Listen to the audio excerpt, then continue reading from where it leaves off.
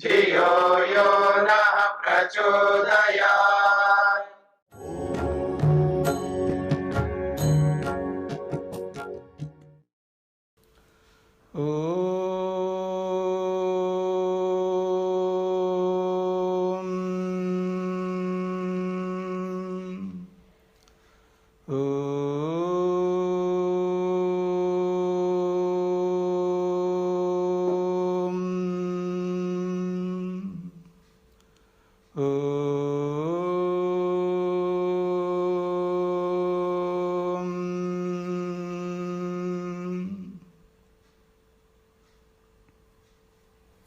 तैत्तिरीय उपनिषद के अंतर्गत शिक्षावल्ली में 5वां अनुवाक चल रहा है। 5वें अनुवाक के हमने एक ही श्लोक पूरा किया है और भू भुवः और स्वः ये 3 शब्दों को लेकर के चर्चा हुई है।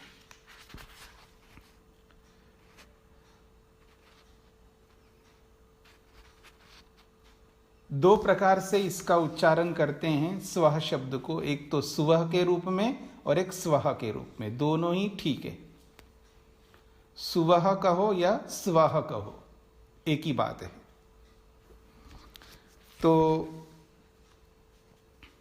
सबसे पहले मैं भू भुवः और स्वः इन तीनों शब्दों के विषय में आपके सामने रखूं। इन तीनों को महाव्याहृति कहते हैं, महाव्याहृतियां।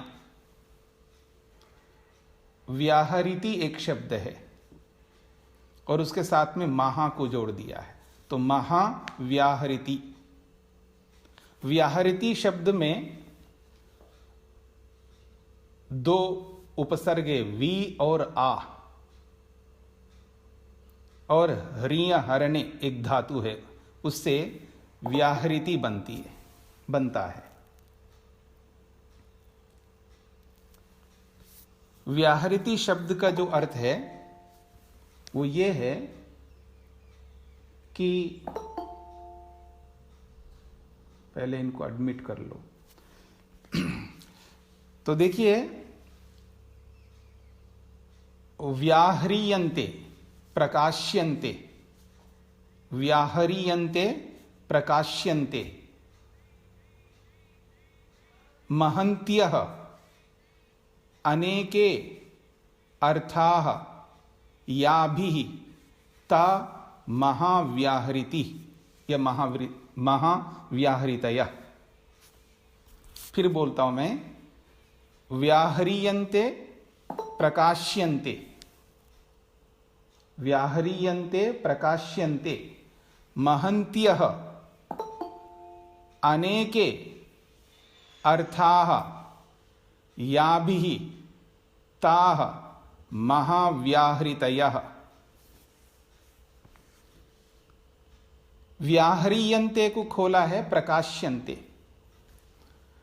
प्रकाशित करती हैं। व्याहरियन्ते का अर्थ है प्रकाशित करती हैं। क्या प्रकाशित करती हैं? महन्त्यः अनेके अर्था, बहुत अधिक अनगिनत अनेक अर्थों को, और वो भी महन्त्यः महान, महान अनेक अनगिनत अर्थों को जो प्रकाशित करती हैं, प्रकट करती हैं, उन्हें महाव्याहृति कहते हैं। तो व्याहृति और महाव्याहृति, भू भुवः और स्वः, इनको महर्षि स्वामी दयानंद सरस्वती जी ने महाव्याहृति शब्द से बोला है। महा का मतलब है महत्वपूर्ण।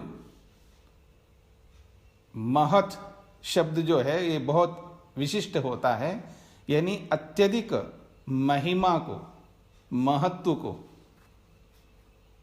बताने वाली ये व्याहृतियां हैं।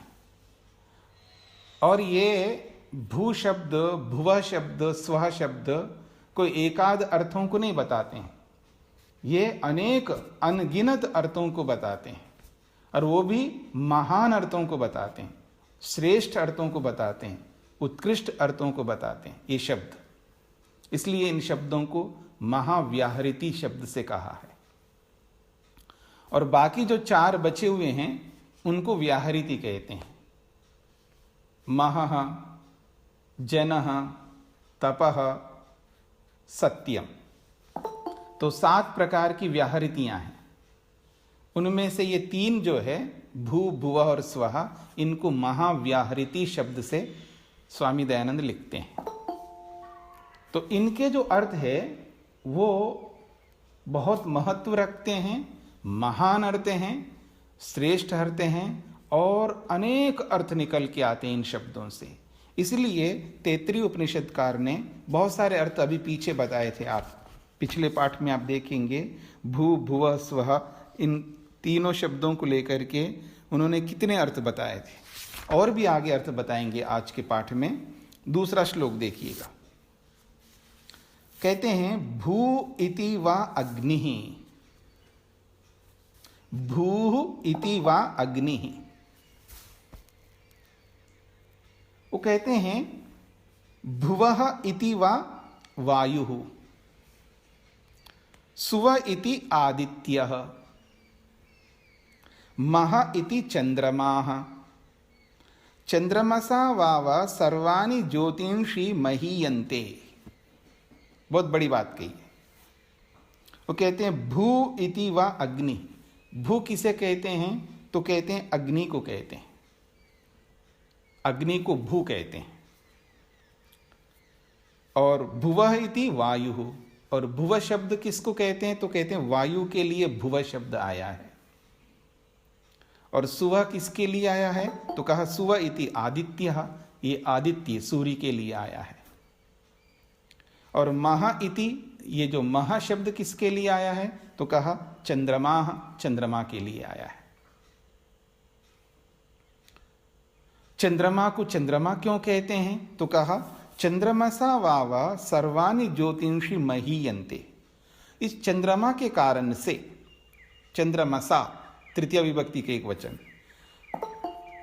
चंद्रमसा वाव, वाह का मतलब निश्चित रूप से, ये जो चंद्रमा है, ये चंद्रमा के कारण से सर्वाणि ज्योतिंषि, जितने भी स्टार हैं, जितने भी नक्षत्र हैं, ये सारे के सारे नक्षत्र जो है महिमा को प्राप्त होते हैं। अब आकाश में आप नक्षत्रों को देखिएगा, और पूर्णिमा का दिन हो, चंद्रमा अपने पूर्ण स्वरूप को दिखा रहा हो, और इर्द गिर्द असंख्य नक्षत्र हमको दिखाई देते हैं, अनगिनत नक्षत्र।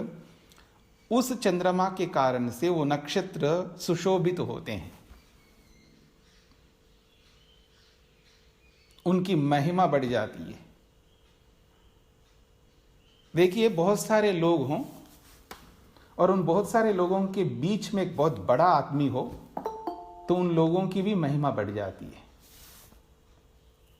आप देखिए, संसार में जब बड़ा आदमी होता है ना, मान लीजिएगा, उसके इर्द गिर्द हर आदमी आना चाहता है, उसके साथ में खड़ा होना चाहता है, फोटो खिंचवाना चाहता है, उससे हाथ मिलाना चाहता है। उसके इर्द गिर्द धक्का मुक्की होती रहती है, बस उसके आगे पीछे सब लोग खड़ा होना चाहते हैं, क्योंकि उस व्यक्ति के कारण से उनकी भी महिमा बढ़ जाती है, उनकी भी प्रतिष्ठा होती है, उनका भी नाम होता है।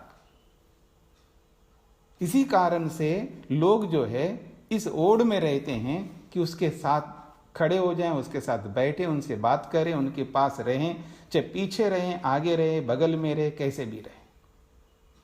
तो ठीक इसी प्रकार से, तो जब नक्षत्र जब होते हैं आकाश में, वो भी बड़े अच्छे लगते हैं, लेकिन उनके बीच में जब चंद्रमा हो तो और अच्छे लगते हैं।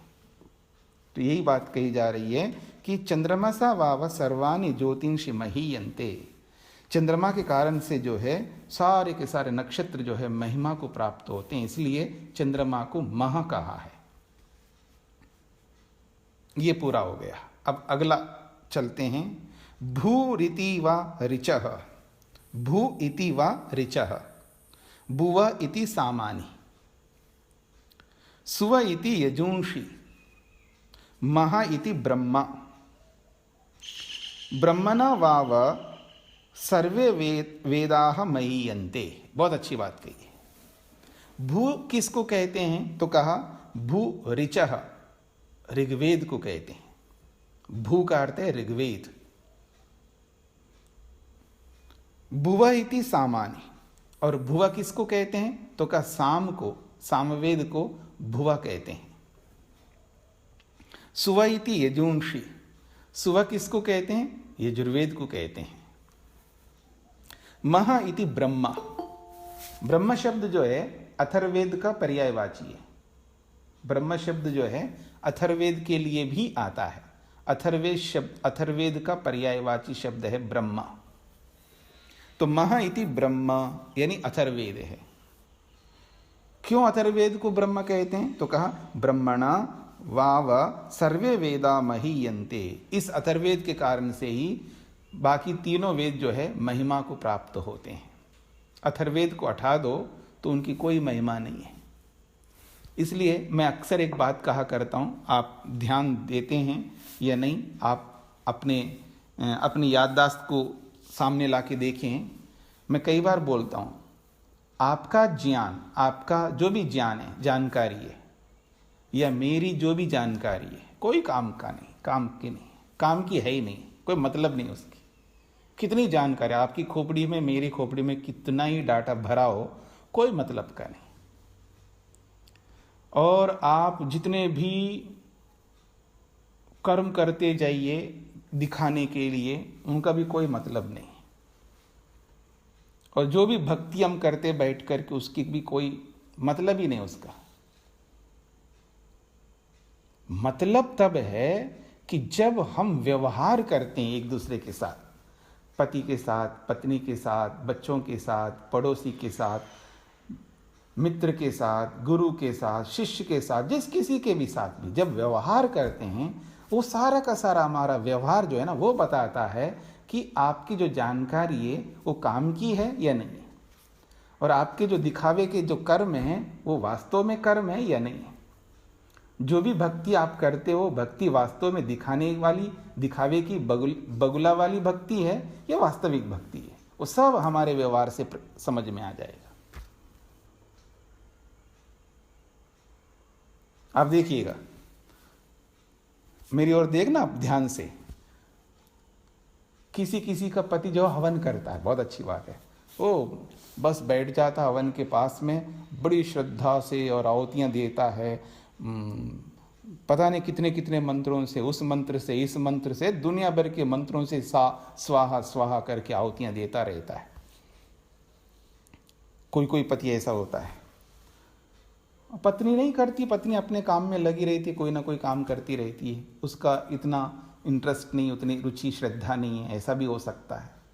और कोई कोई पत्नी लगी रहती है हवन के पीछे, तो पति की इतनी श्रद्धा नहीं होती है, ऐसा भी होता है। ठीक है, बहुत अच्छी बात है, आप हवन कर रहे हैं, कोई बैठ करके संध्या करता है, कुछ भी ऐसा कुछ करते हैं, मतलब अच्छा काम करते हैं। और जब संध्या करके आते हैं या हवन करके आते हैं, फिर जब व्यवहार करते हैं ना, पति के साथ में हो या पत्नी के साथ में हो या किसी के भी साथ में, जब वाणी निकालते हैं ना, ऐसा निकालते हैं बस पूछो मत। ऐसा लगता है दिल को ऐसा छेद करके चला जाता है, ऐसा लगता है। उसकी वाणी ऐसी है कि दिल को छेद करके बाहर पार हो जाती है कुछ भी नहीं है तो कुछ भी नहीं है। बोलूं मैं, क्या सब्जी बनाई है? पतिदेव पूछता है क्या सब्जी बना है? अच्छा ये सब्जी है, मैंने बताया ना कितनी बार, ये सब्जी मेरे को अच्छी नहीं लगती। वाणी देखिएगा आदमी को, अरे अभी तो हवन करके आए ना भाई, तुम अभी तो संध्या करके आए हो। तो जो मैं एक उदाहरण मात्र दे रहा हूं, सुबह से लेकर रात तक हम जिस किसी के साथ भी व्यवहार करते हैं, हमारा जो व्यवहार है ये है अथर्ववेद, याद रखना, ये है अथर्ववेद, ये है क्रियात्मक है, ये क्रियात्मक योग है, यूं यूं समझ लीजिएगा। प्रैक्टिकेबल है ये अथर्ववेद जो है ना, ये क्रिया रूप है, यही हमको ईश्वर तक पहुंचाने वाला है। तो हम कितनी जानकारी इकट्ठी कर लें, कितने शास्त्र पढ़ लें, कितना सुन लें, कोई अर्थ नहीं रहेगा उसका। और बैठ कर के कितनी भक्ति कर लें, उसको कोई अर्थ नहीं रहेगा। और दिखाने के लिए, लोगों को दिखाने के लिए दिखावे के जो कर्म करते रहें, उसका भी कोई अर्थ नहीं है। जब हम अपने निकट लोगों के साथ में हर छोटी छोटी बात में अपने आप को और सामने वाले को दुखी करते हैं, हमें ये समझ में नहीं आता हम कितनी हिंसा करते हैं।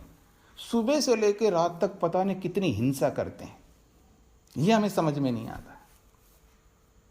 मतलब भरमार हिंसा, मतलब सबसे पहले हिंसा जो है अत्यंत हानिकारक है। इतनी हिंसा करते हैं एक दूसरे के साथ में, वाणी के माध्यम से या शरीर के माध्यम से, मतलब आंखें चढ़ा करके देखेंगे या तिरछे नज़र से देखेंगे या डराते रहेंगे, इस तरह का कुछ भी शरीर से कुछ ना कुछ एक्शंस ऐसा करते हैं, उससे भी हिंसा। मतलब शरीर से हिंसा करता आदमी, वाणी से करता है, और मन से भी बड़बड़ करता रहता है दूर रह करके। जब पति पास में नहीं है ना, और कितने बार उसको समझाया, समझ में अब आएगा लेकिन पता नहीं क्या करके आएगा मन से। ऐसे ही पत्नी के बारे में पति, ऐसे एक दूसरे के बारे में हम सब लोग कुछ ना कुछ मन से, कुछ ना कुछ वाणी से, कुछ ना कुछ शरीर से इतनी हिंसा कर बैठते हैं सुबह से लेकर रात तक। वो इतना भरमार हो जाता है अनगिनत। तो फिर हमारा जो ज्ञान है, जानकारी है, हमारे ये जो भी कर्म है, दिखावे के कर्म और जो भी दिखावे की जो भक्ति है, सब धरी की धरी रह जाएंगी हमारी। इसलिए कहा जा रहा है यहां पर, समझने का प्रयत्न करना कि भू इति ऋचः, ये जो ऋचा है ये ऋग्वेद है, भुव इति सामान्य ये सामवेद है, सुव इति यजुंशी यजुर्वेद है, मह इति महा है यानी ब्रह्म है, अथर्वेद है। ब्रह्मणा वाव सर्वे वेदा महीयन्ते, इसी अथर्वेद के कारण से सारे जो तीनों वेद हैं वो महिमा को प्राप्त होते हैं। अर्थात जो अथर्वेद से हम अपनी क्रियाकलापों से अगर हम ठीक व्यवहार करते हैं, अहिंसा पूर्वक व्यवहार करते हैं, सत्य पूर्वक व्यवहार करते हैं और संयम पूर्वक व्यवहार करते हैं और दूसरों का ध्यान रखते हुए हम व्यवहार करते हैं, तो हमारा जो ज्ञान है, हमारी जो जानकारी है, वो महिमा को प्राप्त होगी। जो भी खोपड़ी में भर रखा है ना हमने, वो सब महिमा को प्राप्त होगी। और जो भी दिखावे के ही कर्म कर रहे हो भले ही, लेकिन वो भी महिमा को प्राप्त होंगे, मतलब बहुत अच्छे फल देने वाले बन जाएंगे।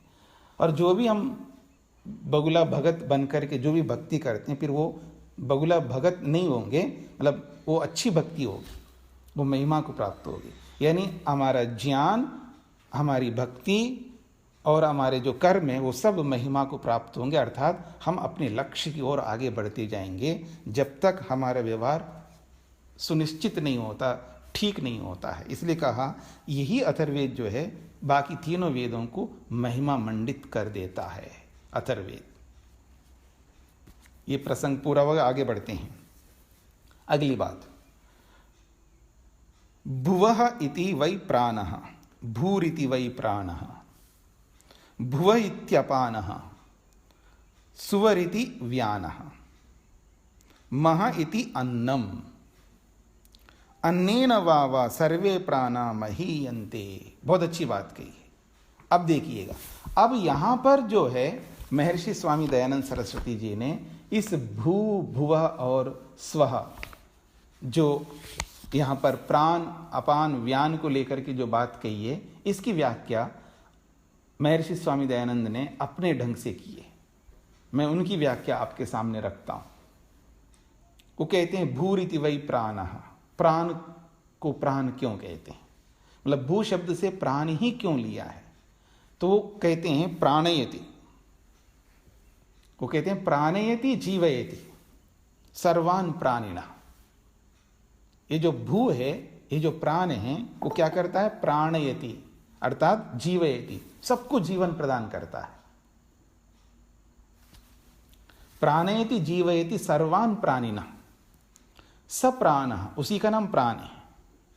प्राणादपि प्रियः, एक और विशेष बात कही स्वामी दयानंद की, ये विशेषता है, प्राणादपि प्रियः, वो प्राण से भी प्रिय है। जिसको आप प्राण मानते हो, जिसके बिना हमारा जीवन नहीं चल सकता है, हम सब छोड़ सकते हैं, अपने प्राणों को नहीं छोड़ सकते हैं, प्राणों को नहीं छोड़ सकते हैं। लेकिन उस प्राण से भी प्रिय है कोई और, जो परमेश्वर है, ईश्वर है, जो प्राण स्वरूप है।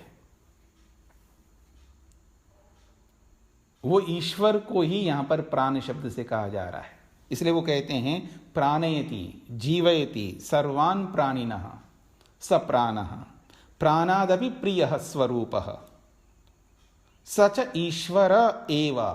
वो प्राण ईश्वर एव शब्द जो है सुनिश्चित करने के लिए आता है, वो ईश्वर ही है और कोई नहीं है वो प्राण। अयम अर्थ भू शब्द से ज्ञेयः, इस अर्थ को भू शब्द से समझ लेना। जो जीवन प्रदान करता है, सभी प्राणियों को जीवन प्रदान करता है। जो भी हम प्राण, हमारे शरीर के अंदर प्राण है, वो भी हमें जीवन प्रदान करता है, पर उस प्राण से भी प्रिय है। जीवन प्रदान करने वाले उस प्राण को भी प्राणित करता है ईश्वर, याद रखना। इसलिए वो ईश्वर प्राण से भी प्रिय प्राण स्वरूप है, इसलिए ईश्वर को प्राण कहते हैं। ये महर्षि स्वामी दयानंद लिखते हैं। और भुवा का अर्थ वो लिखते हैं, देखिए क्या लिखते हैं, यह मुमुक्षूणाम मुक्तानां स्वसेवकानां धर्मात्मानां सर्वं दुःखम अपानयति दूरीकरोति सह अपानः दयालु ईश्वरः अस्ति। बहुत बड़ी बात कही है। वो कहते हैं यह जो परमात्मा, वो क्या है, मुमुक्षुणाम, जो मुमुक्षु है, जो मुक्ति चाहते हैं। मुमुक्षत्व ये एक अपने आप में बहुत बड़ी चीज है हमारे जीवन में। ये होना, समझ लीजिएगा, हम बहुत कुछ रास्ता पार कर लेते हैं, ये होता ही नहीं है। मुमुक्षत्व जो है, जिसको आप कहते हैं ना चाह, ये चाह ही नहीं होती है आदमी के अंदर। ये चाह जो है, ये इच्छा, ये जो अभिलाषा है, ये उत्पन्न नहीं होती है। धन की चाह जैसा होती है, कपड़ों की चाह जैसा होती है, किसी को सोने की चाह है, किसी को डायमंड्स की चाह है, किसी को मकान की चाह है, किसी को जमीन की चाह है। अलग अलग इच्छाएं, अभिलाषाएं व्यक्ति की, अलग अलग कामनाएं। तो हमारी जो अलग अलग कामनाएं जैसी होती है और बहुत मजबूत कामनाएं होती है, ऐसी चाह, ऐसी इच्छा, ऐसी अभिलाषा जो है मुक्ति की नहीं होती है। वो किसी किसी विरले में, रेयर में ही होता है ऐसा, कोई कोई विरला है। बोलने को यूं तो जबान खर्च कर, मतलब जबान तो हमारा बहुत अच्छी होती है हर आदमी। अगर आप मान लीजिए भक्तों से पूछो, आप मुक्ति चाहते हो ना, सब लोग हाथ खड़ा करेंगे जी हम चाहते हैं, पर वो वास्तव में उनके अंदर वो चाह नहीं है, ये केवल बोलने के लिए। ये तो ऐसा ही है ना, सब कुछ परमात्मा का है जी, ऐसा जब बोलता है ना, वो मानता नहीं है बिल्कुल। अच्छा, और तो और परमात्मा को छोड़िएगा, हम जैसे लोगों को बोल देते हैं जो भी, हाँ जी ये गाड़ी किसकी है, ये तो आपकी ही है, ऐसा बोलते हैं जैसे कि वो मेरी गाड़ी हो। ये मकान किसका है जी, ये तो आपका ही है। तो जैसे हम लोग दूसरों के लिए बोलते हैं ना, ऐसे किसी आदमी के लिए या परमात्मा के लिए बोलते जरूर है वाणी से, पर बिल्कुल नहीं मानते। तो ठीक इसी प्रकार से हम सब मुक्ति को चाहते हैं जी, हाथ तो खड़ा करेंगे, लेकिन चाह नहीं होती है। तो कहा जा रहा मुमुक्षु नाम, जो वास्तव में मुमुक्षुत्व है, जिसके पास में जो मुक्ति की चाह रखता है अंदर से, जैसे धन की, वस्त्रों की और मकान की, कपड़ों की, नौकरी के, पता नहीं किस किस की जो चाह रखता है, जिस तरह रखता है वैसी चाह यदि मुक्ति के लिए रखता है ना, ऐसे मुमुक्षु लोगों को यहां लिया जा रहा है। मुमुक्षु नाम, मुक्ता नाम, जो मुक्त आत्मा है ना उनको भी, और स्वसेवका नाम, वास्तव में जो परमात्मा की जो सेवा करने वाले हैं। सेवा का मतलब ये नहीं है कि कोई मूर्ति को नहला रहा है, उसको कपड़े पहना रहा है, उसके लिए पंखा कर रहा है, अब सर्दी आ रही है तो उसके लिए हीटर लगाएगा। ये नहीं है सेवा। उसको ये समझ में नहीं आता है कि वो उस हीट में भी भगवान है, उसको हीटर लगाने की क्या जरूरत है, उस हीट में भी भगवान है। समझ रहे हैं ना। और जब गर्मी हो रही होती है तो उसके लिए पंखा चला रहा है, तो उस पंखे में भी तो भगवान है, मतलब उस वायु में तो भगवान है। उसको वायु की क्या आवश्यकता है, वो वायु में ही सबसे पहले ही विद्यमान है। वो वायु में भी है, वो अग्नि में भी है, वो पानी में भी है, वो सब जगह है परमात्मा। उसको नहलाने की क्या आवश्यकता है, तो पानी के अंदर ही है, वो आपा है।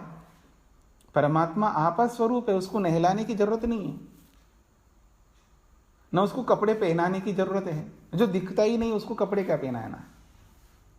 कहने का अभिप्राय है हम परमात्मा की सेवा ऐसा नहीं कर सकते, इसको सेवा नहीं कहते हैं। परमात्मा की सेवा का अर्थ है परमात्मा की आज्ञा का पालन करना। वो नहीं करता आदमी।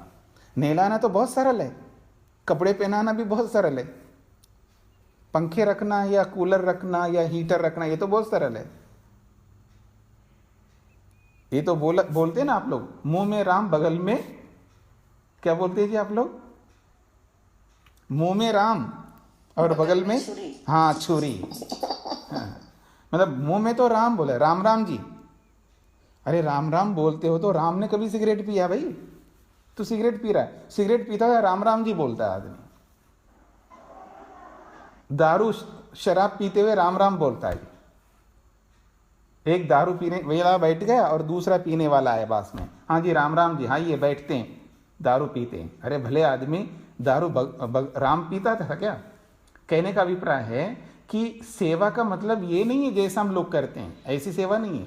उनकी आज्ञा का पालन करो। किसी ने पूछा है, ये जो आर्य समाजी लोग होते हैं ना, आर्य समाजी लोग राम को नहीं मानते हैं, कृष्ण को नहीं मानते, ये सब शिव को नहीं मानते, ब्रह्मा को नहीं मानते, उनको नहीं मानते, ऐसा बोलते रहते हैं। अब वास्तव में नहीं मानते, दोनों बराबर है। लेकिन ऐसा नहीं कि हर आर्य समाजी नहीं मानता हो। कोई कोई अच्छा आर्य समाजी भी होता है, वो राम की बात मानता है। हम वो तिलक नहीं लगाता होगा और माला नहीं डालता होगा, नैवेद्य नहीं चढ़ाता होगा, लेकिन राम की मर्यादाओं उनको मानता है। वो राम की मर्यादाओं का पालन करता है, वही सबसे बड़ा भक्त है। जो राम की जो मर्यादाएं हैं उनका जो पालन करने वाला है वो राम का भक्त है। भक्ति का मतलब ये होता है, उसकी सेवा, राम की सेवा का मतलब ये है। ऐसे कृष्ण की सेवा करो, राम की सेवा करो, हनुमान की सेवा करो, ब्रह्मा का करो, विष्णु का करो, किसने मना किया? सेवा ऐसा करो, उनकी आज्ञाओं का पालन करना ही सेवा है। तो कहते हैं स्वसेवा का नाम, जो परमात्मा की सेवा करते हैं अर्थात परमात्मा की आज्ञा का पालन करते हैं उनके, और धर्मात्मा नाम, जो धर्म का पालन करते हैं उनके, सर्वम दुखम अपानयति। बहुत अच्छी बात की, उनके सारे दुखों को वो दूर करता है परमात्मा। सर्वम दुखम अपानयति, सारे दुखों को दूर करता है। सो अपाना, उसी परमात्मा को अपान, अपान को अपान इसलिए कहते हैं दुखों को दूर करने वाला है, वो दुख नाशक है। किसके? आपके, मेरे नहीं, जो परमात्मा की सेवा करता हो, अर्थात जो परमात्मा की आज्ञा का पालन करता हो, जिसके अंदर मुमुक्षत्व हो, जो धर्म का पालन करता हो, ऐसे लोगों के दुखों को वो दूर करता है। क्योंकि वो दयालु है, वो दया करता है उन पर, क्योंकि उनको पता है ये सुख के लिए मेहनत कर रहा है, पुरुषार्थ कर रहा है। ये व्यक्ति दुखों को दूर करने के लिए कर्म कर रहा है, ऐसे कर्म कर रहा है जो दुखों से दूर होना चाहता है। तो ऐसे व्यक्ति को देख करके परमात्मा, दयालु परमात्मा जो है उसके दुखों को दूर करता है, इसलिए उसका नाम है अपानः, अर्थात भुवा है। अगली बात, स्वः शब्द की व्याख्या करते हुए महर्षि लिखते हैं, यद अभिव्याप्य व्यानयति चेष्टयति प्राणादि सकलम जगत सव्यानः सर्वाधिष्ठानम ब्रियत ब्रह्म इति खलु अयम स्व शब्दार्थः इति। वो कहते हैं यद से बोल दीजिए संस्कृत की लाइन। अच्छा जी, यद अभिव्याप्य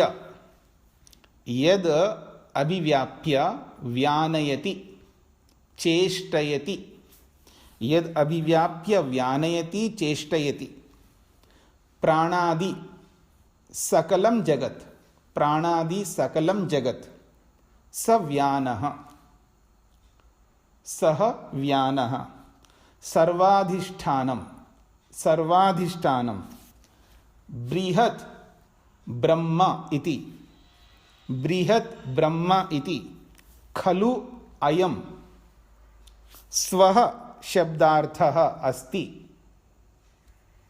इति मंतव्यम्। यद अभिव्याप्य व्यानयति चेष्टयति प्राणादि सकलम जगत सह व्यानः सर्वाधिष्ठानम बृहत् ब्रह्म इति खलु अयम स्वः शब्दार्थ अस्ति इति मंतव्यम्। तो कहते हैं यद अभिव्याप्य व्यानयति, जो सबको प्राप्त होकर के विद्यमान रहता है, यानी सब, कोई ऐसी वस्तु नहीं जिसको प्राप्त ना हो। यद अभिव्याप्य का मतलब है सबको व्याप्त होकर के, व्यानयति विद्यमान रहता है, और केवल विद्यमान नहीं रहता है, चेष्टयति, वो चेष्टा भी करता है, अर्थात हमारे कर्मों को देख रहा होता है, हमारे मानसिक कर्मों को, हमारी वाचनिक कर्मों को, हमारे शारीरिक कर्मों को, तीनों प्रकार के कर्मों को देखता है, वो चेष्टा करता है, क्रिया करता है। और प्राणादि सकलम जगत, और जो प्राणादि प्राणों को देने वाले जितने भी है, या प्राणों को चलाने वाले जितने भी प्राणी हैं, उन सबको, और सकलम जगत, और समस्त जड़ पदार्थों को भी वो देखता है, क्योंकि उसकी जो देखने का जो स्वभाव है ना, दृष्टापन। आप में से कौन है? रचना जी।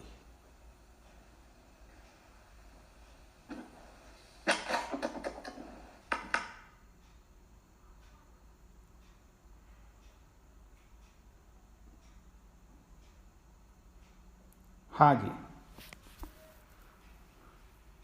तो कहा जा रहा है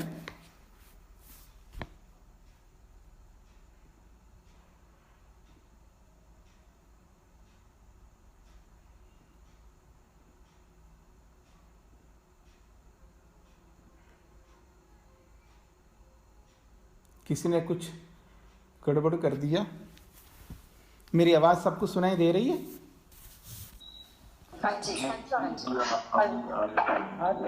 ठीक है, ठीक है, ठीक है, क्योंकि कोई मेरे को दिखाई नहीं दे रहे हैं, अपना स्क्रीन कुछ चेंज कर दिया। ठीक है,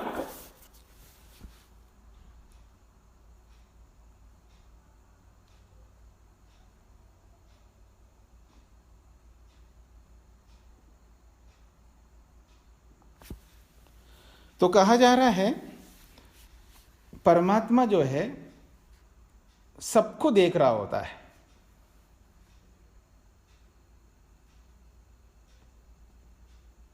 सबको देख रहा है का मतलब है संसार को, संसार में दो प्रकार के पदार्थ हैं, एक जड़ पदार्थ, एक चेतन पदार्थ। चेतन पदार्थों को भी देख रहा है दृष्टा बन करके, और जड़ पदार्थों को भी देख रहा है दृष्टा बन करके। मतलब उनको देखने का अर्थ है उनको चला रहा है। तो उसकी जो चेष्टा है, तो सूर्य है, चंद्र है, नक्षत्र हैं, पृथ्वी है, ग्रह, उपग्रह, जितने भी संसार में पदार्थ हैं, इन सब पदार्थों को चलाना पड़ता है ना परमात्मा को। निरंतर वो चलते रहें, वो तो यंत्र हैं, वो जड़ पदार्थ हैं, उनको चलाना पड़ेगा। अगर रात ना आए, ये दिन ना आए, ऋतुएं ना आए, जो अलग अलग काल में अलग अलग स्थितियां ना बने, तो हमें सुख कैसे प्राप्त होगा?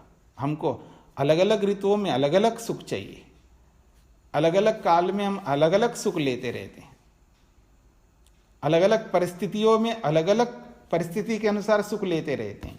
तो सारी परिस्थितियां बनानी है, तो सब प्रकार के ऋतुओं को ध्यान में रखना है। तो काल को, ऋतुओं को, इन सब बातों को ध्यान में रखते हुए परमात्मा हम सबके लिए निरंतर चेष्टा कर रहा होता है। तो इसलिए कहा जा रहा है सकलम जगत संपूर्ण जगत को, चाहे वो जड़ हो या चेतन हो, उन सबको व्याप्त होकर के वो चेष्टा निरंतर कर रहा है। इसलिए कहा जा रहा है सर्वाधिष्ठानम, वो सबका अधिष्ठाता है, सबका आधार है। और बृहत ब्रह्मा इति, वो बहुत बड़ा है। ये खलु अयम स्वशब्दार्थ अस्ति, ये स्वशब्द का अर्थ है, ऐसा ही मानना चाहिए। तो कहा एतदादि अर्था महाव्याहृति नाम ज्ञातव्या, इस प्रकार के अर्थ इन तीन महावृत्तियों का समझ लेना चाहिए, ऐसा महर्षि स्वामी दयानंद सरस्वती लिखते हैं। तो कहने का अभिप्राय है कि भू, भुव और स्वः, भू का अर्थ प्राण, भुवः का अर्थ अपान और स्वः का अर्थ व्यान, और महा इति अन्नम, आगे बात कही जा रही है, महा इति अन्नम, महा को अन्न कहते हैं।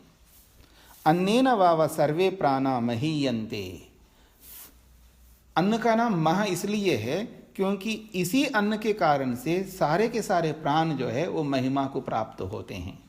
अगर अन्न ना खाए हम लोग तो हमारे जो प्राण हैं ये काम करेंगे नहीं, क्योंकि अन्न से ही प्राणों को शक्ति प्राप्त होती है, सामर्थ्य प्राप्त होता है, एनर्जी, ऊर्जा प्राप्त होती है। और परमात्मा का नाम भी अन्न है, अन्नम वै ब्रह्म कहा है।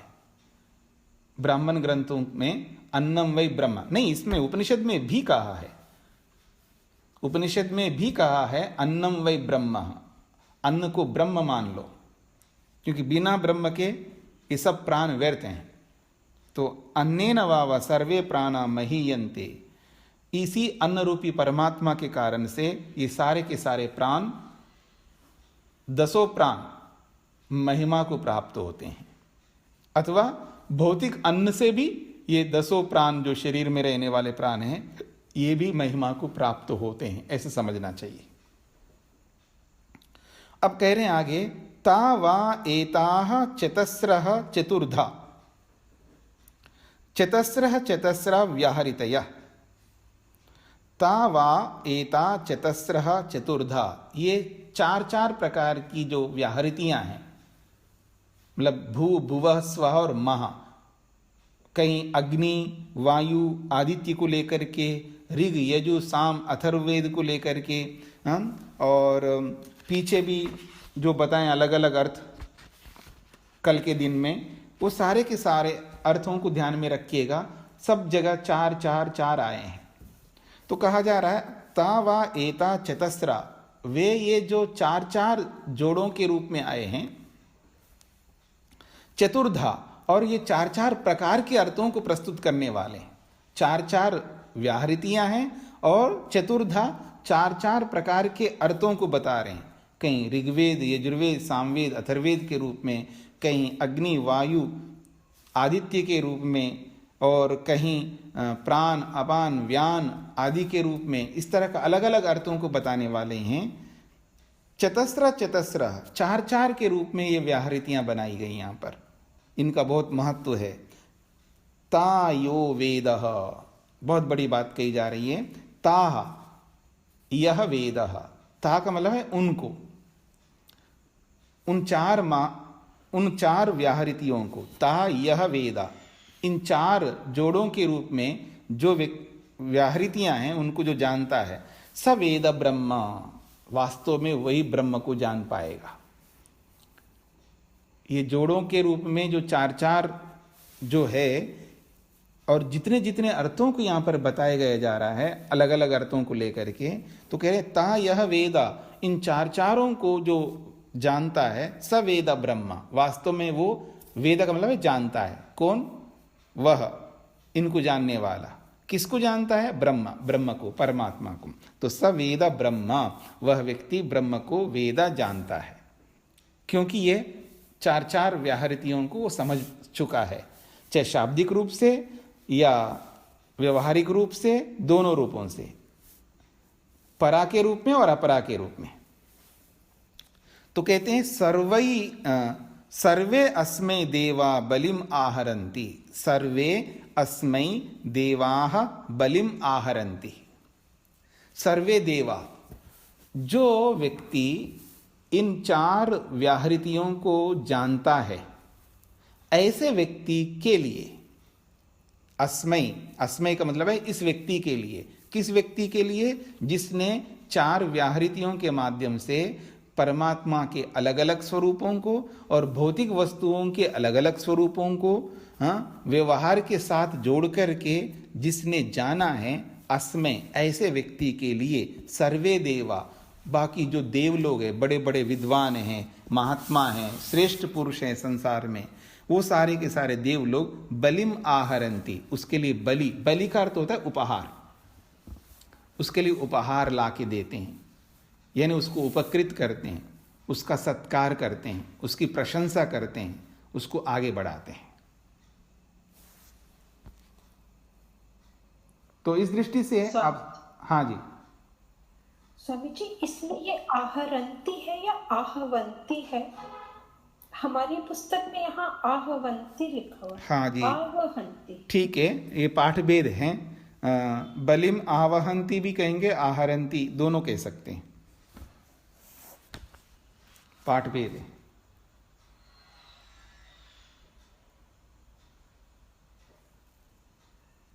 आवहंती का भी वही अर्थ है, मतलब उपहार लाके देते हैं।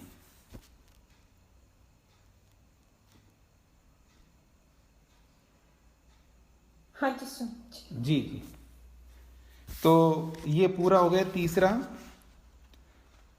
ये अनुवाक भी, 5वां अनुवाक पूरा हो गया है।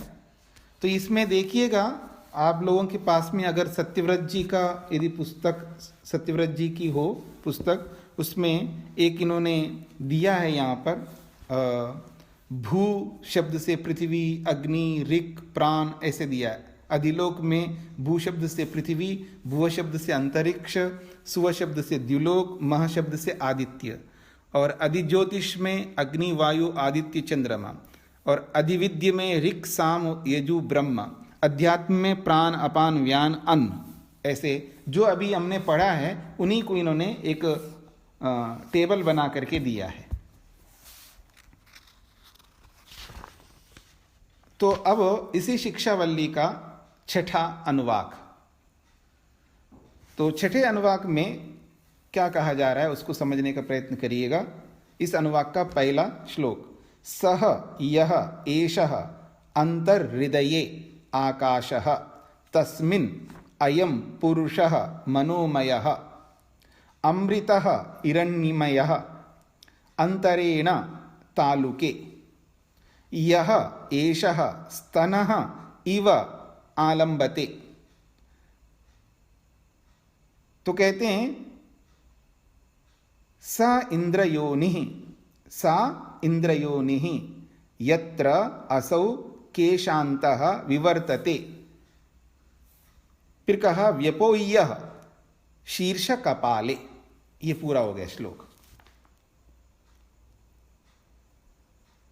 तो कहा जा रहा है सह यह एषः, वह यह जो व्यक्ति है, ये आत्मा के लिए बोला जा रहा है, हम सब आत्माओं के लिए।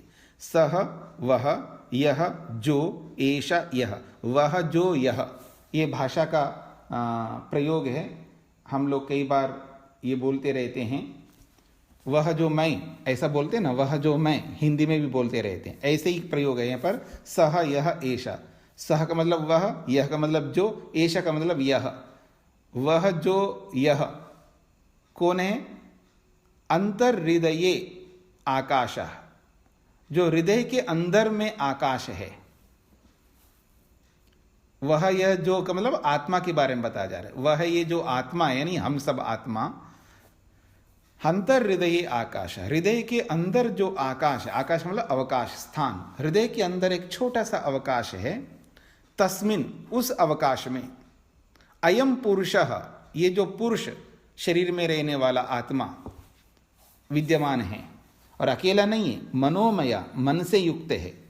मन एक उदाहरण मात्र है, उपलक्षण कहते इसको। उदाहरण का मतलब है उपलक्षण, मतलब केवल संकेत दिया है, केवल मन के साथ नहीं रहता है, मन भी साथ में है, अहंकार भी साथ में है, बुद्धि रूपी महतत्व साथ में है, और ज्ञानेन्द्रियां, कर्मेंद्रियां, तन्मात्राएं, यानी सूक्ष्म शरीर में जो 18 तत्व है, 18 तत्वों के साथ में वो विद्यमान है, अकेला नहीं है। तो कहा जा रहा है वह जो आत्मा है हृदय के अंदर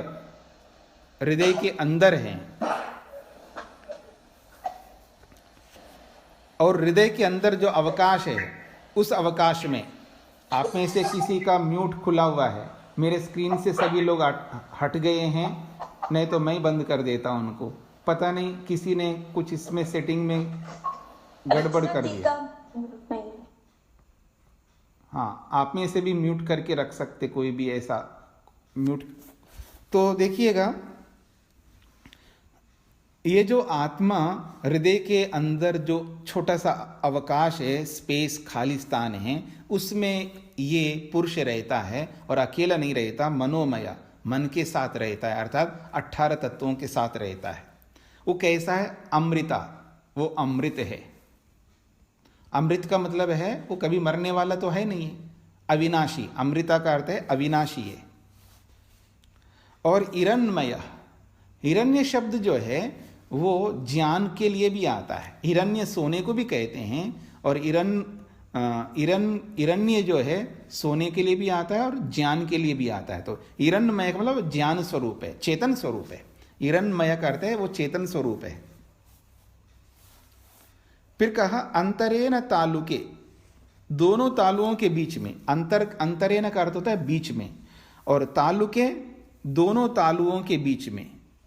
यह एषा स्तन इव आलंबते, ये जो दोनों तालु आप देखेंगे, मुंह खोल करके देखेंगे ना, आप पूरा मुंह खोल लीजिएगा, पूरा एकदम, जैसे डेंटिस्ट के पास जाते हैं तो वो एक मशीन से लगा करके दोनों को ऊपर का ऊपर, नीचे का नीचे बिल्कुल लंबा करके रखता है ना, ऐसे पूरा मुंह खोल लीजिएगा। तो अंतरेन तालुके, ये दो तालुओं के बीच में, यह ऐसा स्तन इव आलंबते, मानो स्तन के समान लटकता हुआ रहता है एक। तो वो जो लटकने वाला है, मांस का खंड है, वो काकू, काकू कहते हैं उसको, काकू हिंदी में। दोनों तालुओं के बीच में जो लटकने वाला है ना, उसको काकू कहते हैं, वो लटकता रहता है। सा इंद्रयोनि, वो जीवात्मा, इंद्र कहते हैं आत्मा को, वो इंद्रयोनि जीवात्मा का वो है मार्ग है। यत्र असौ केशांतः विवर्तते,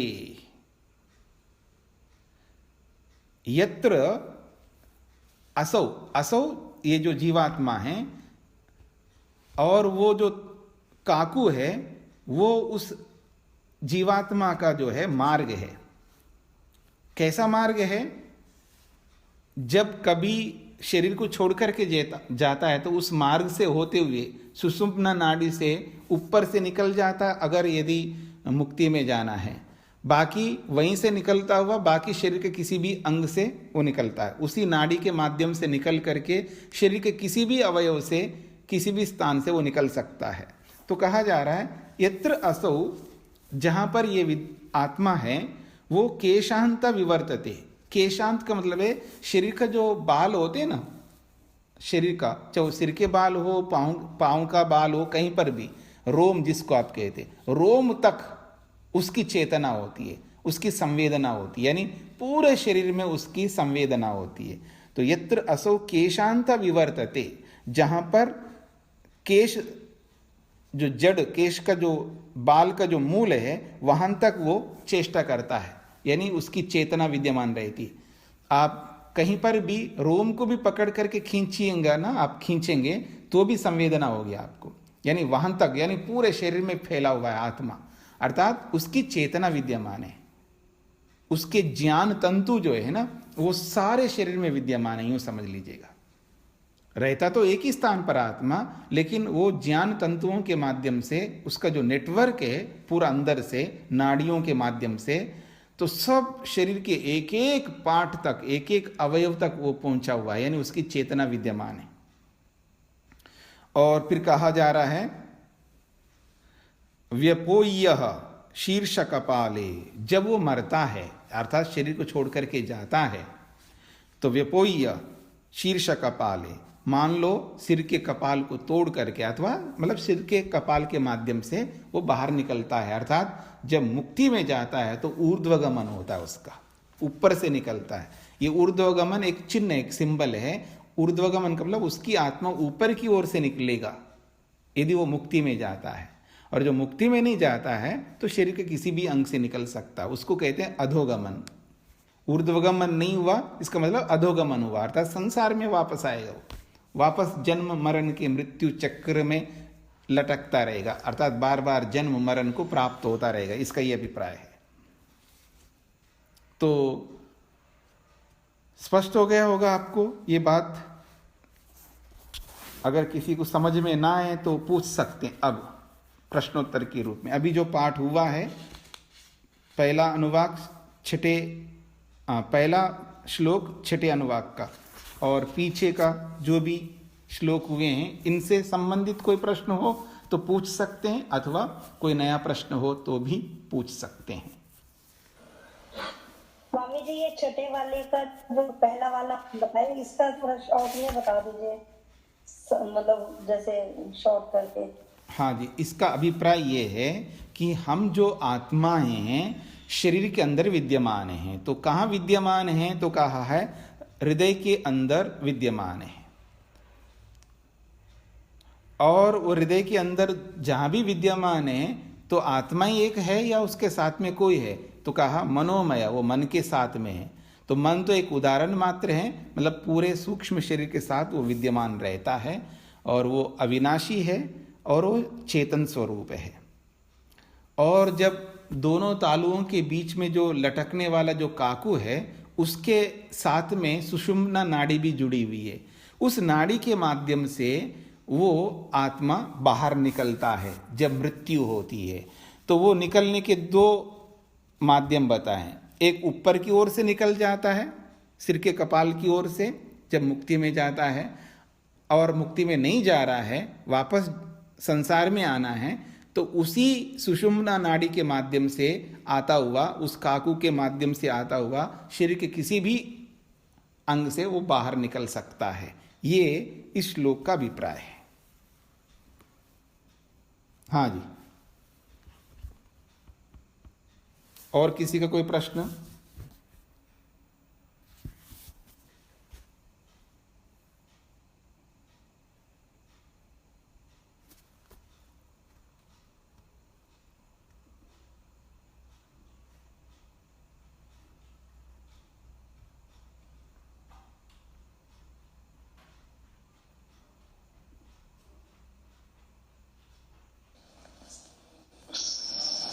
हाँ जी, किसी को कोई प्रश्न हो तो पूछ सकते हैं।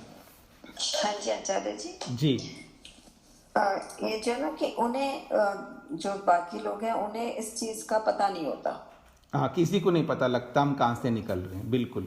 अच्छा, पता नहीं लगता, लेकिन जिनको मुक्ति मिलनी होती है उनको पता लगता है उनको कि हम तो यहाँ सब से निकल रहे हैं। हाँ जी, उनको तो सब कुछ पता लगता है। उनकी तो जैसे स्वामी दयानंद सरस्वती जी के बारे में बोला जाता है कि जब उनको शरीर छोड़ना था तो उनको पता लगा अब मेरा शरीर छूटने वाला है, तो सबको बोल दिया है आप सब थोड़ा दूर हो जाइए, खिड़की विड़की सब खोलिएगा।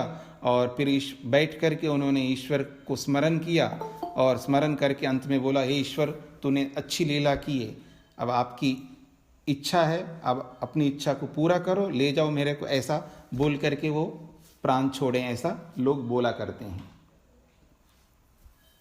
जी, तो आचार्य जी, आपने उस दिन ये बात बोली थी कि जो स्वाभाविक मृत्यु को प्राप्त करता है वही मुक्ति को प्राप्त करता है। नहीं, नहीं, ऋषि दयानंद जी की ये स्वाभाविक मृत्यु मानी जाएगी? नहीं, मैंने ये बिल्कुल नहीं बोली, आप फिर वापस सुन लेना उसको। मैंने ये कहा है कि जो स्वाभाविक रूप से मरता का मतलब है, जो शरीर हमको मिला है ये पिछले जन्म के कर्मों के फल स्वरूप में मिला है। तो इस फल को पूरा भोग करके जो जाता है वो अच्छा होता है, ताकि उसको अगले जन्म में इस जन्म के कर्म फल भी साथ में ना जुड़ सके। मतलब जैसे आज जो हम जिस शरीर में हैं, ये शरीर और ये जन्म जो भी हम जिनके साथ में रह रहे हैं, ये पिछले जन्म के कर्मों के फल स्वरूप हमको मिला है। जैसा भी शरीर मिला, जैसा स्थान मिला, अब उन कर्मों का फल हम भोग रहे हैं इस शरीर में रहते हुए, और भगवान ने हमको 100 साल तक दिया है। तो अगर हम पूरा नहीं भोगेंगे, बीच में मर जाएंगे, तो ये फल बचा रहेगा। फल बचा रहेगा तो जब अगला शरीर मिलेगा तो उसके साथ में भी फिर ये फलों को भोगना पड़ेगा। इस जन्म के कर्म फलों को भोगते भोगते हम परेशान हो रहे हैं, और अगले जन्म में इस जन्म के भी फिर फल मिलने लग जाए तो डबल हो जाएंगे ना। तो इस दृष्टिकोण से पूरा भोग करके ही शरीर छोड़ना चाहिए, बीच में मरना नहीं चाहिए, अकाल मृत्यु को प्राप्त नहीं होना चाहिए, एक्सीडेंटली मरना अच्छा नहीं है। कोई अम्मे से बोलता है ना कोई, हे भगवान मेरे को ऐसे दिन नहीं देखना पड़े, मैं ऐसे ही चलते फिरते ओम राम नाम सत हो जाए, चाहे वो हार्ट अटैक के माध्यम से मर जाए, चाहे वो कैसे भी मर जाए, वो उचित नहीं है। उसके लिए बोला था। हाँ जी। नहीं तो स्वामी जी को भी तो किसी ने पॉइजन ही दिया था ना। हाँ, वो तो उनका तो अकाल मृत्यु है, लेकिन वो अकाल मृत्यु होते हुए भी उन्होंने अपनी इच्छा से शरीर को छोड़ा है ना। जब उस समय जब आया, होता क्या है कि शरीर से जब आत्मा निकलता है तो अपनी मर्जी से नहीं निकलता है। ईश्वर देखता है कि अब इस शरीर में रहने का सामर्थ्य इसका नहीं रहा। मतलब शरीर में जब व्यक्ति को दुख प्राप्त होता है तो उस दुख को सहन करने का सामर्थ्य अलग अलग आत्मा का अलग अलग है, अपने अपने कर्मों के अनुसार। कोई बहुत अधिक सहन कर पाता है, बहुत कम सहन कर पाता है। लेकिन आप या मैं कितना दुख को सहन कर सकते हैं ये परमात्मा अच्छी तरह जानता है। जब हमारे सहन शक्ति से परे हो जाए दुख, यानी इतना अधिक दुख आ जाए जिसको हम सहन ही नहीं कर सकते हैं, उस स्थिति में परमात्मा को ना चाहते हुए भी इस शरीर से आत्मा को निकालना पड़ता है। तो उसका शरीर जब जर्जर हो गया था स्वामी दयानंद का, अब वो उसमें रहने के लायक भी नहीं रहे, वो मतलब वो शरीर काम भी नहीं आएगा और बहुत अधिक कष्ट पा रहे थे। तो उसको समझ में आ गया कि अब इससे अधिक कष्ट ये आत्मा नहीं भोग सकता, और वैसे भी इसके कर्म ऐसे हो गए होंगे जो मुक्ति के योग्य है, तो इसलिए उन्होंने शरीर में से निकाला परमात्मा ने। धन्यवाद जी जी, बहुत अच्छे तरीके से आपने मुझे मेरी शंका का समाधान किया। मतलब वो मैं ये नहीं कह रहा हूँ स्वाभाविक मृत्यु है स्वामी दयानंद का, वो तो जहर के कारण से शरीर ऐसा हो गया तो अपने कर्मफलों को भोगे बिना ही बीच में चले गए। लेकिन ये कर्मफल जब उनको मुक्ति से लौट के आएंगे तब मिल जाएंगे, वो अलग बात है, जो बचे हुए हैं। अच्छा स्वामी जी एक बात और बताइए, सॉरी मैं क्वेश्चन आपसे पूछूं कि जितनी भी ये मुक्त आत्माएं होती हैं जी, उनकी एक आपने जो मोक्ष की अवधि बताई, इसका मतलब यह हो कि संसार में अच्छी आत्माओं को आने के लिए इतना समय लगता है, तो अच्छी आत्माएं तो ऐसे कम होती जाएंगी? नहीं नहीं नहीं नहीं, मतलब जो मुक्ति से जो आते हैं वो अच्छी आत्मा है ऐसी बात नहीं है, वो साधारण होकर के आता है। वो तो मुक्तात्मा जो मुक्ति में जाता है वो मुक्ति के फलों को भोगने के लिए जाता है। जब वो फल समाप्त हो जाते हैं तो उसके कर्म भी समाप्त हो गए, अब साधारण होकर के आता है। ये ऐसा समझ करके चलिएगी, किसी कंपनी ने किसी को गिफ्ट दिया है, उसके अच्छे कर्मों को, अच्छे कंपनी के लिए जो उसने बहुत मेहनत किया, उसके बदले में उसने कहा कि तुम जो है 1 वीक के लिए स्विट्जरलैंड घूम के आ जाओ। तो जब वो घूमने जाता है तो उसके कर्मों के आधार पर उसने कंपनी के लिए बहुत लाभ दिया है, उसलिए तो उसको भेजा है। और जब जाता है वहाँ पर, वो पूरा वहाँ पर जो भी एंजॉय करना करके आता है, जब आएगा तो फिर वापस सामान्य हो जाएगा ना, सब कर्मचारियों के समान हो जाएगा, वो विशेष नहीं रहेगा। तो ऐसे ही जब मुक्ति से जब कोई आत्मा आता है तो मुक्ति वाले कर्मों का फल तो भोग लिया, पूरा हो गया उसका। अब मुक्ति के कर्म तो बचे नहीं है, तो फिर सामान्य हो गए, नॉर्मल, आपकी तरह मेरी तरह, तो नॉर्मल होकर के ही आता है। फिर वो विशेष आत्मा नहीं होता है। विशेष आत्मा वो होता है जो इस जन्म में हमने बहुत अच्छे कर्म किए, लेकिन इतने अच्छे नहीं किए जो कि मुक्ति मिल सके, लेकिन पुण्य कर्म बहुत अच्छे किए हैं। अब हमको शरीर को छोड़ के चले गए, वापस जब जन्म लेंगे तो हमारे इस जन्म के बहुत अच्छे कर्मों के कारण से जब हमारा जन्म होता है तो किसी अच्छे घर में जन्म होगा, तब हम अच्छी आत्मा माने जाएंगे, पुण्य आत्मा माने जाएंगे। ऐसा है। स्पष्ट हो गया? हाँ जी, धन्यवाद जी। तो इसको यही, हाँ जी स्वामी जी, जो ये योग दर्शन में जो अदृष्ट जन्म वेदनीय अनिर्वाक वाला जो कर्मों की व्याख्या की है, जी जिसमें 3 गतियां बताई हैं, उसमें पहली गति बताई है शुक्ल कर्म के उदय से कृष्ण कर्म का नाश हो जाता है। जी। तो उसका अर्थ फिर क्या लें कि क्या वो कर्माशय खत्म हो जाता है मुक्ति से आने के बाद जो है, फिर बाय डिफॉल्ट दूसरा जन्म वैसे ही ईश्वर की व्यवस्था से मिलता है नहीं, या कर्माशय? देखिए मैंने आपकी बात को समझ लिया है कि नाश शब्द जो है वो सर्वथा नाश के लिए नहीं होता है। वहाँ नाश का अर्थ है अब उसको उसका कर्मों का फल नहीं मिलेगा को जो मुक्ति का जो समय है ना, क्या बोलते हैं आप, 31 नील 10 खरब 40 अरब वर्ष, इतने लंबे काल तक उन कर्मों का जो फल ही नहीं मिलेगा, इस रूप में वो नाश है, वो सर्वथा नाश नहीं है। एक बात, यदि पाप पुण्य रूपी कर्म हैं उसके निष्काम कर्मों को करने से पहले के, एक तो ये है, और दूसरा अर्थ उसका ये भी करते हैं, कर्मों का नाश का मतलब है जो कर्म की जो प्रवृत्ति है हमारे में, जो अविद्या के रूप में, संस्कारों के रूप में, कर्म संस्कार या कर्मों का जो ज्ञान है हमारे अविद्या के रूप में, वो समाप्त हो जाता है,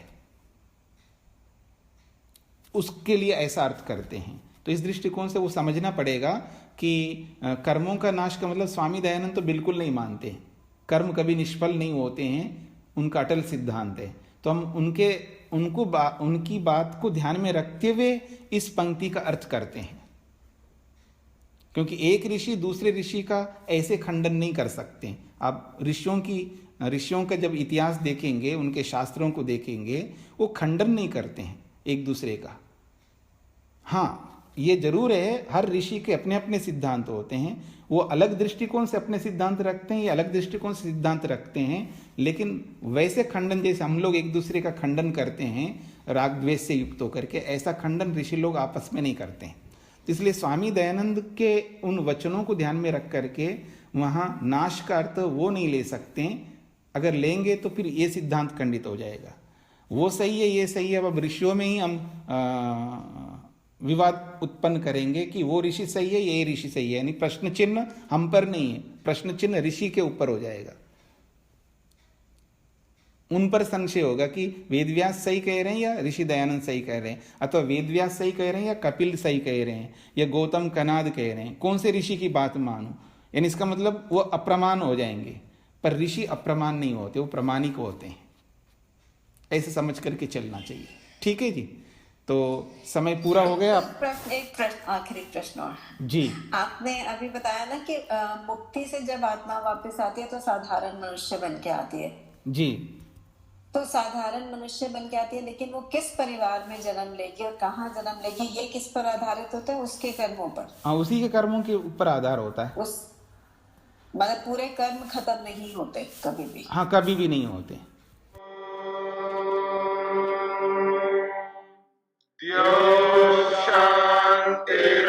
शांतिरंतरिक्षं शांति पृथिवी शांतिरापः शांतिरोषधयः शांतिः वनस्पतयः शांतिर्विश्वे देवाः शांतिर्ब्रह्म शांति सर्वं शांति शांतिरेव शांति क्षमा शांतिरेधि। ओम शांति शांति शांति।